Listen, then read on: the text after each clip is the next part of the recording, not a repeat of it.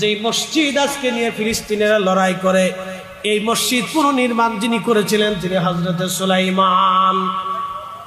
হযরত সুলাইমান আলাইহিস সালাম পৃথিবীর দামি দামি পাথর গভীর সমুদ্র থেকে মণিমুক্তা দিয়া অত্যন্ত দামি পাথর দিয়ে এই মসজিদ নির্মাণ করেছিলেন। এই মসজিদ যখন তিনি বানান তখন মুসলমান এবং কাফের জিন, দুই জিনদের মধ্যে যুদ্ধ চলতেছিল। কাফের জিনদের যিনি নেতৃত্ব দিয়েছিলেন তার নাম আজাজিল। মুসলমান জিনেরা কাফের জিনদের মধ্যে বিরাট বড় যুদ্ধ হলো। এই যুদ্ধে মুসলমান জিনেরা বিজয় অর্জন করলো। একবার জোরে বলা যাবে কে মারহাবা। খালি আমাদের যুদ্ধ হয় না, জিনদের ভিতরে বিরাট যুদ্ধ।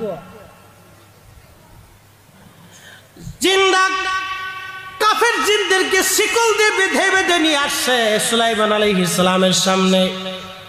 আল্লাহ